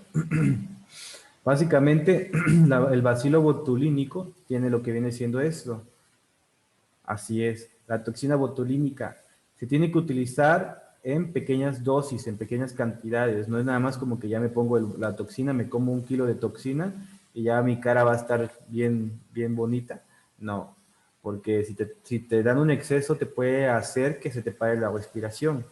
Y así es, no solamente paraliza las neuronas para que ya no se mueva esta parte, sino que evita o disminuye la cantidad de sudor también. Entonces, una persona que se inyecta Botox, su piel pasa, por ejemplo, si está flácida, pasa a estar tensa. ¿Pero por qué? Porque las neuronas dejan de hacer su función y el músculo queda contraído, queda tenso y así se queda ya por toda su vida. Por eso se dice que hay personas que tienen tanto Botox que ya no pueden sonreír o que ya están así y ya no pueden dejar de sonreír. ¿Por qué? Porque sus músculos están paralizados. Y si entendemos cómo funciona la neurona, vamos a entender cómo funciona el Botox. ¿Por qué? Porque aquí dice que esta bacteria va a eliminar una sustancia que inhibe la liberación de acetilcolina. Y recordad que la acetilcolina es uno de los principales neurotransmisores para la contracción muscular. ¿Okay? Otro elemento es una maravilla cosmética. Sí, estoy llevando una clase con unas chicas de cosmetría y estamos viendo lo que hace el Botox y sí, es una maravilla cosmética, pero siempre tienen que ir con un profesional de salud porque si no van con un profesional que esté capacitado o que sepa la dosis adecuada, se pueden llevar una sorpresa muy grande. La nicotina también va a ser un alcaloide del tabaco que en pequeñas dosis actúa como la acetilcolina, es decir, excitando a la neurona posináptica o a la fibra muscular, pero que en grandes dosis bloquea a los receptores de la membrana. Es decir, ¿es malo la nicotina? Pues a pequeñas dosis no es mala la nicotina, más no fumar. Fumar siempre va a ser malo, pero por toda la cantidad de cosas que involucra. ¿La nicotina podría ser buena? Sí, porque es similar a la acetilcolina y va a estimular a tus neuronas. Entonces, por eso se debe esa como sensación de que dicen los que fuman, es que me fumo mi primer cigarro del día y ya me siento despierto, ya se me quitó la ansiedad, ya se me quitó esto, pero porque les activa las neuronas. Pero más de uno ya no va a ser bueno. Vale, exactamente. Un cigarrito te va a generar eso, pero te apuesto que si tú estás estudiando, por ejemplo, me mencionas ahí que estudiabas y fumabas, si tú estás estudiando y sigues fume y fume y fume y fume, va a llegar un momento donde la nicotina va a saturar tu cerebro tanto que ni siquiera vas a poder concentrarte. Entonces, si me preguntan que si funciona para concentrarse, sí puede llegar a funcionar para concentrarse, pero que si yo recomiendo que fumen, no, nunca en la vida fumen, porque es dañino siempre de la forma que lo hagas. O yo pensé que ya era requisito para concentrarme en la clase. No, no, no. Vamos a ver, existen otras cosas como el chocolate a dosis bajas que también te ayuda a concentrarte. Ah, ok. Vamos a ver los excitadores de la sinapsis. Vamos a tener, por ejemplo, las anfetaminas, que son drogas sintetizadas utilizadas en tratamientos contra la obesidad o para aumentar el rendimiento intelectual y reducir la fatiga. Esas aumentan la liberación de noradrenalina en la sinapsis del sistema nervioso sináptico. La muscarina es extraída de un hongo venenoso y provoca una excitación anormal y sostenida de la segunda neurona y de las fibras musculares. Entonces, estos son excitadores. La fenilnefrina, compuesto químico presente en las gotas nasales, de efectos similares a la noradrenalina, es decir, excitador del sistema simpático. La cocaína, derivado sintético de la coca, principio activo de la planta coca, inhibe lo que viene siendo la recaptación de noradrenalina por las terminales presinápticas, debido a la cual se produce excitación sostenida con las neuronas del sistema sináptico. Entonces, la liberación es mediante la exocitosis. Entonces, cuando hablamos de endocitosis, es cuando se lo fagocita. Cuando se lo come es endocitosis. Y cuando lo expulsa es exocitosis.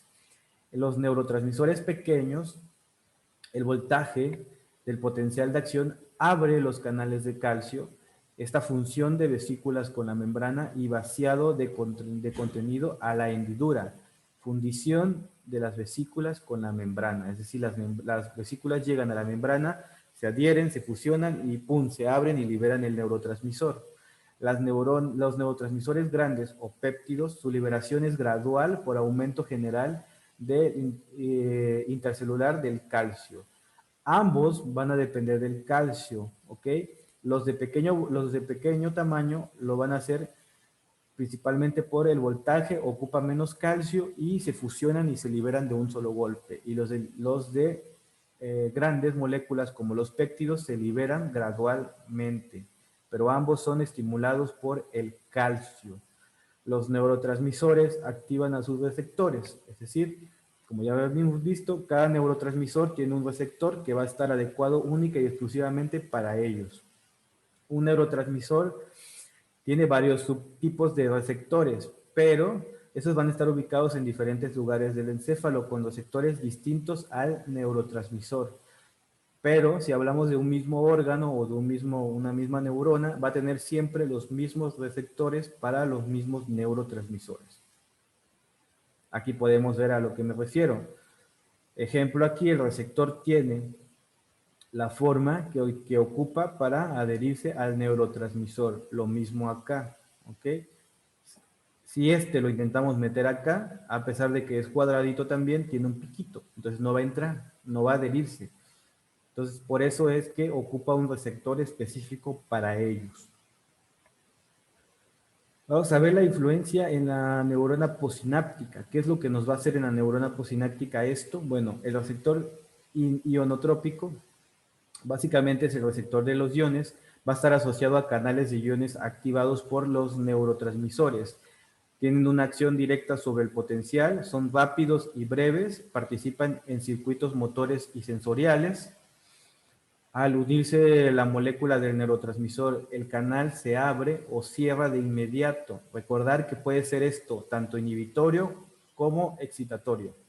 Los PEPs, es decir, si el neurotransmisor abre el canal de sodio, se ocasiona un PEPs, que era un ¿qué? ¿Alguien que me recuerde? ¿Qué era el PEPs? Nadie se acuerda.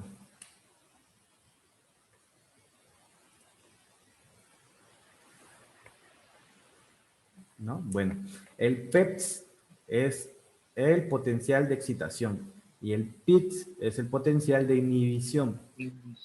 Entonces, recordarnos que el PEPs depende del sodio, ¿ok? Se tiene que abrir el canal de sodio para generar el PEPs. Y para generar el PITS o la inhibición, se tienen que abrir los canales de cloro o se tienen que abrir mal los canales de potasio, pero principalmente va a ser el cloro el que va a generar el potencial de inhibición. La función de los neurotransmisores pequeños es la transmisión de señales rápidas y breves a las células adyacentes, y la de los grandes es una transmisión más lenta, pero es más constante o larga. Okay. Vamos a hablar del receptor metabotrópico. Vamos a ver que las proteínas de señal son 7 dominios transmembranales. Las proteínas G también las va a tener ahí él. Los receptores metabotrópicos 1, su acción es indirecta sobre el potencial con efectos lentos y duraderos de minutos. Tienen una función reguladora sobre procesos como los de la emoción, la alerta y el aprendizaje. Los receptores metabotrópicos 2 son capaces de modificar la expresión genética provocan cambios plásticos a largo plazo, por lo que intervienen en una memoria a largo plazo. Entonces, si hablamos de los receptores metabotrópicos, los de corto plazo, que están relacionados con un aprendizaje en minutos, son los tipo 1 y los tipo 2 son para la memoria a largo plazo y para cambios en la plasticidad del cerebro. Recordad que la plasticidad es esa capacidad que tiene el cerebro para adaptarse ante un nuevo estímulo. Vamos a ver que va a estar unido extracelularmente a la proteína de señal. ¿Se acuerdan que está la membrana y tiene dos cositas? Las proteínas de canal y las proteínas de membrana o de señal. Entonces, se va a adherir a lo que viene siendo la proteína de señal. Una vez unida, la proteína va a estar unida intracelularmente a la proteína de señal. La unión del neurotransmisor con lo que viene siendo el receptor metabotrópico, va a ocasionar el desprendimiento de la subunidad de proteína G asociada. Esto que ocasiona que se mueve a largo plazo de la membrana uniéndose a un canal iónico. Eso desencadena la síntesis de una sustancia química que es el segundo mensajero o que va a generar una segunda estimulación. El segundo mensajero va a tener efectos radicales y duraderos en los que vienen siendo los neurotransmisores.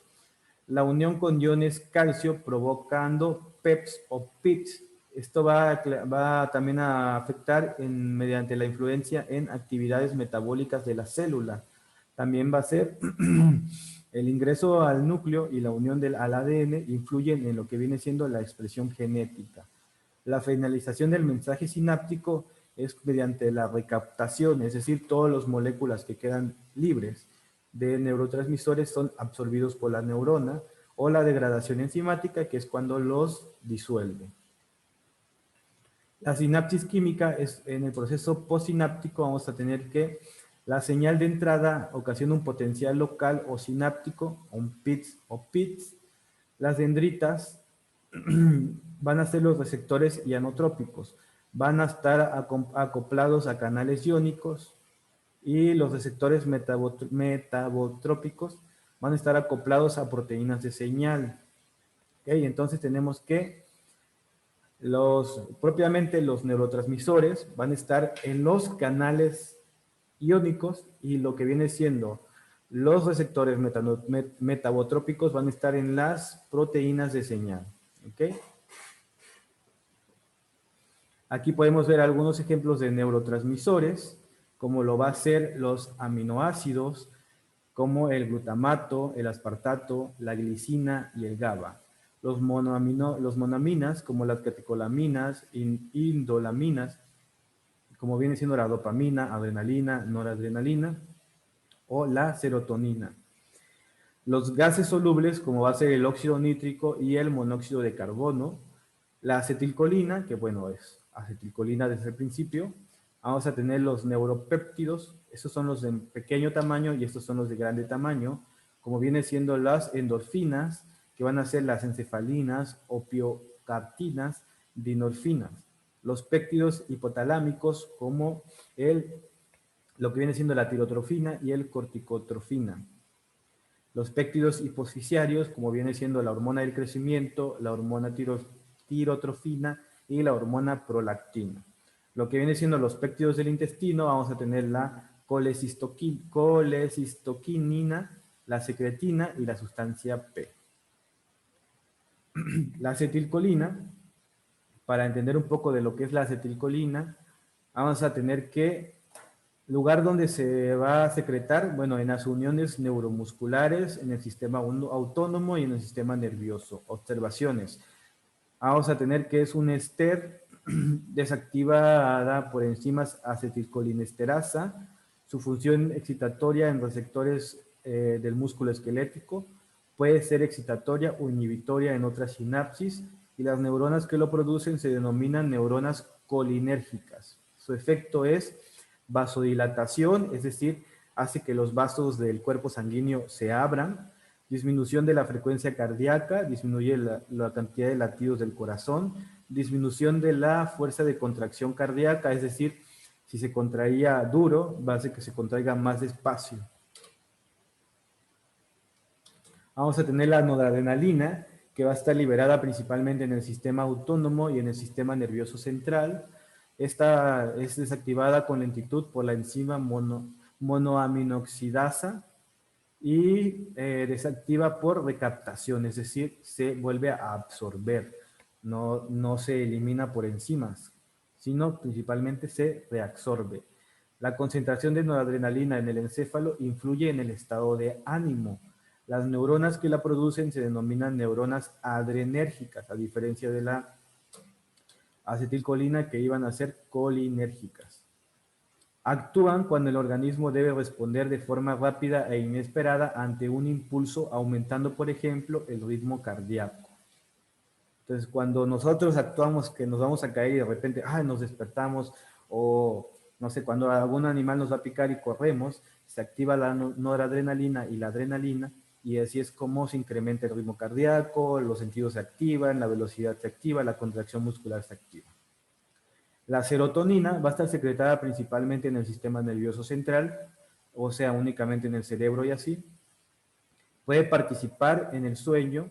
El LSD antagoniza con la serotonina. El LSD es una sustancia química que se puede utilizar como droga o también como fármaco en tratamientos, por ejemplo, como la esquizofrenia. En general, es un neurotransmisor inhibitorio, ¿ok? Este no excita, inhibe. Se le relaciona con los estados de ánimo y con la aparición de esquizofrenia. Por eso es importante y por eso se le da ese valor al tratamiento. No, el clonazepam es diferente. El clonazepam es un opioide, es un medicamento que también va a inhibir, pero no va a inhibir la secreción de serotonina, sino va a inhibir a todo el sistema nervioso.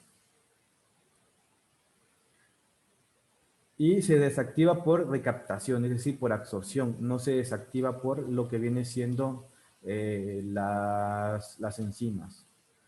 Lo que viene siendo un aminoácido, como por ejemplo el GABA, el ácido aminobutírico gamma, que es el GABA, se secreta principalmente en el sistema nervioso central, actúa como inhibidor de las neuronas del encéfalo y de la médula espinal y puede participar en la percepción del dolor, desactivado por recaptación.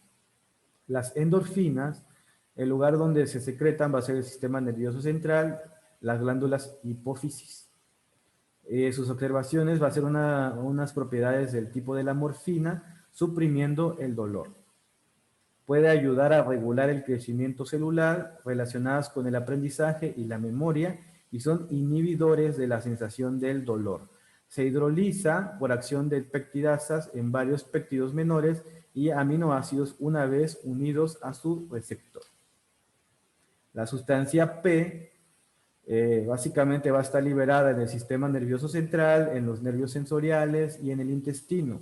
Las observaciones va a ser que se transmite impulso de dolor desde los receptores del dolor hacia el sistema nervioso central y se hidroliza por acción de las peptidasas una vez unidas a su receptor. Entonces las endorfinas quitan el dolor y la sustancia P es la que hace que sintamos el dolor. Cuando nosotros tocamos algo caliente y sentimos el dolor, está actuando la sustancia P. Una vez que ya nos quemamos la mano y se empieza a calmar el dolor, están actuando las endorfinas. Bueno, aquí vamos a hablar un poquito de algunos fármacos, pero ya son las 9:02, entonces lo vamos a dejar hasta aquí. Les iba a explicar un poquito de cómo actúan algunos fármacos y cómo, por ejemplo, el alcohol y así iba a actuar sobre el pensamiento humano. Bueno. Entonces, la clase la vamos a dejar hasta aquí, ¿ok? ¿Tienen alguna duda?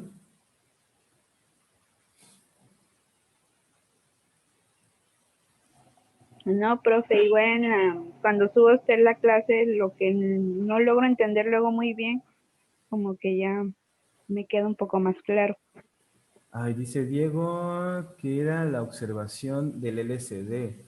La observación del LSD es el contrario a lo que viene siendo la serotonina. Recordad que la serotonina está relacionada con el estado del ánimo, con lo que te va a dar tristeza. La serotonina básicamente te va a dar alegría, felicidad y así. Si no está bien regulada, te puede llevar a una depresión o un estado de ánimo depresivo. Entonces el LSD disminuye eso, ¿ok? Ok, bueno. Bueno, espero que les haya quedado más claro. Recuerden, si tienen dudas Anótenlas todas, me las mandan, les subo un video aclarando todas sus dudas y a ver si esta semana el siguiente tema lo voy subiendo por partes, así como habíamos quedado, para ir aclarando poco a poco todas y cada una de las dudas que vayan surgiendo. ¿Ok, chicos? ¿Chicas? Entonces, si no tienen ninguna duda, dejemos la clase hasta aquí y nos vemos en la siguiente clase. ¿Ok? Gracias, profe. Sí. Recuerden que cuando vuelvan a ver el tema, ahí ponen presente, aunque ya hayan venido para acá, para que todos pongan ahí presente, ¿vale? Gracias, profe. Dale, cuídense mucho, hasta luego. Igualmente. Igualmente, profe. Gracias.